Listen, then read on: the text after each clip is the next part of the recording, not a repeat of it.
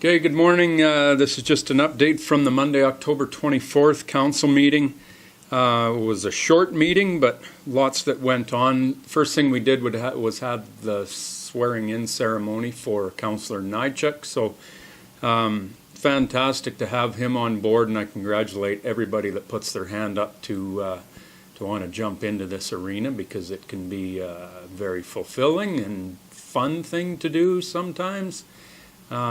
It's also a very nasty environment to work in, because you're in the public eye and making public decisions, and everybody has an opinion on those decisions, and sometimes it's not the most fun thing to hang out in, but we make decisions for the greater good of this whole community. I think this council has done a fabulous job of keeping that at the forefront, and we had a little meeting afterwards and bringing everybody up to speed with the new councillor, and that's where we're going to continue to go. And I don't really care about an election coming up in October 2017. We are going to continue with this mindset of making these decisions and not getting sucked into people's personal agendas and making decisions based on that. So we're still on the same page, and I know Councillor Nychuk is very much on that program. So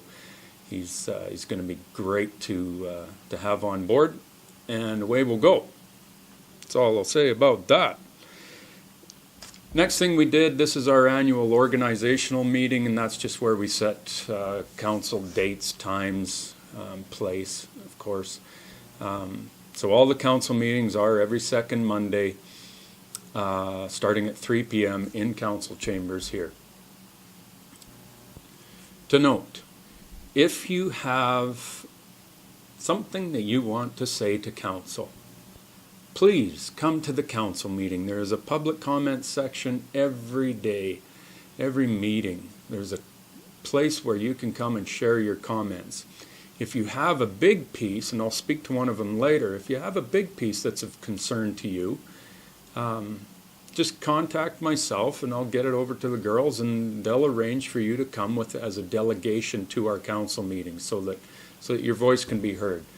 This council is very, very open. We'll listen to everything that anybody brings to us. Our minds are open with what we're doing here. So bring your concern.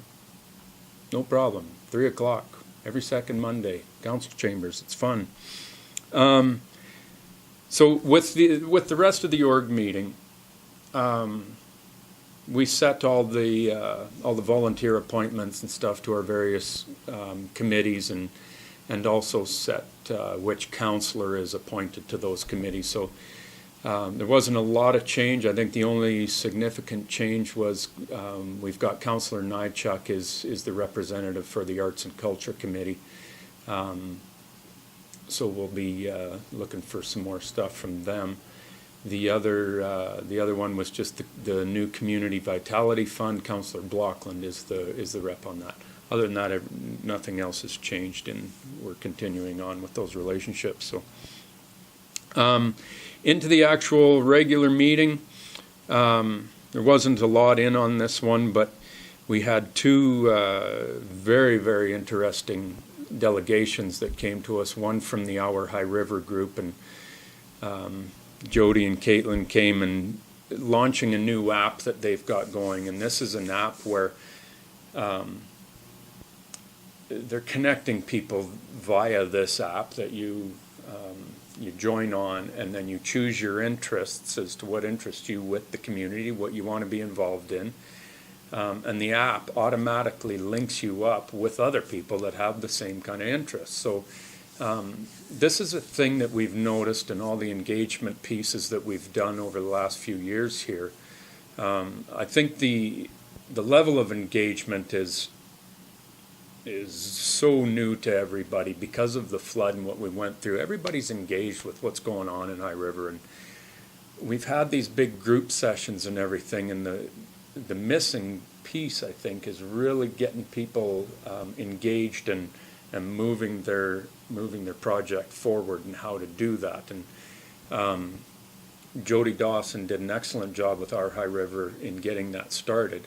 And now having her on board with the Economic Development Department and the Community Vitality Fund, all those pieces are starting to come together now. So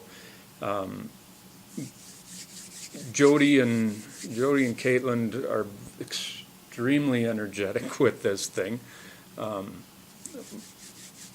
That doesn't always play in my favor sometimes with the recent video they did. Thanks. So the first launch for this Our High River app is called Mystery on Mainstreet, and this is where they're launching it, and it'll show you how the app actually works. And you're going to have to find this mystery person, but it's Saturday, November 5th. The time is down there at the bottom because I don't have it right now, so thanks, Kevin, for putting that on there. And we'll have some fun down in George Lane Park. The next delegation that came, this one is pretty amazing what these guys have done, and it's the Narrow Road home that's over across from Spitzy School there. And Kim came. Kim was the one that had the dream to start this thing, and a couple of years old now, and she had a few of the women that have gone through the program, and this is an amazing success story for this community, and I can't thank Kim enough for getting this started, but I also want to thank the community for embracing this program. And there was a little bit of pushback from a few people when Kim first started this that we got through, and now it's nothing but success. This thing is fantastic what they are doing there for these women. And I know for myself, because I know a few of the girls over there, that when I saw one of them start working at co-op, I was just, way to go, Kim. You're just doing a heck of a job, and this program is fabulous. And it's great to see these women in our community. The one, I think her name was Erin, that came and spoke to us, that's gone through the program, and she just thanks High River and thanks this whole community, and absolutely loves this community for helping her through her journey and where she's at now. She's working with Narrow Road Home now. So fabulous job, not just to Kim. I know you started it and you had your dream and you made it happen, which I admire immensely, but congratulations to all of you that are involved in the Narrow Road Home project. It's a huge success, and I think it's fantastic what you've done. Now on to the actual boring meeting agenda.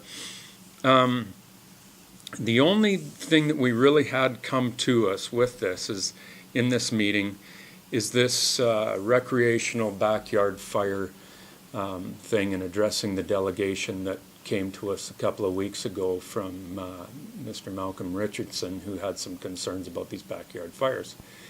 So we asked Fire Chief Len Zebedee to come in and just give us his take on these backyard fire pits, and are they a danger, what kind of complaints have come in, et cetera, et cetera. We get very, very few complaints on these recreational fires, and yeah, with any type of smoke, there are health hazards with that, depending on the amount of it.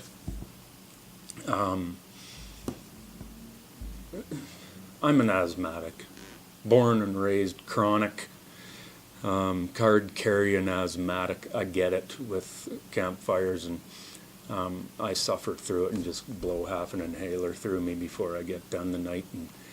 And but I understand when people have concerns with it. But at the same point, I understand how enjoyable these things are for people in town to, in the summertime, to have their backyard fires, and everybody sits around and sings songs and just has fun. That's what they are. So I support them. Council agreed not to bring this up as any kind of bylaw change. We accepted both presentations as information, and you know, I think, well, I know we made the right decision for what the community wants, because after the first one, I got a lot of feedback on people that supported them and wanted them, and there's only 2 or 3 communities in Canada that actually have a backyard fire pit ban, wood burning fire pit ban.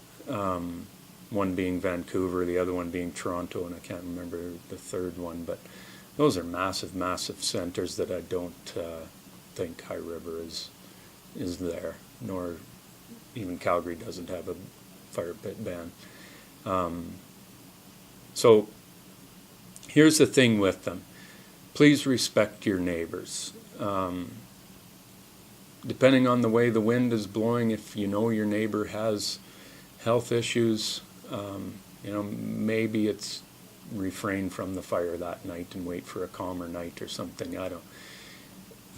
I'm not getting in and babysitting neighbor issues, and either is any other member of this council, but just respect everybody around you when you have it, and the wood you're burning and everything else, don't make it a great big smudge, smoke, fire pit that's going on that's going to filter through your whole thing. Burn clean wood, respect your neighbors, respect the noise bylaws, don't be doing it at 3 o'clock in the morning, and we'll continue on with it. So that was about it to deal with in that, and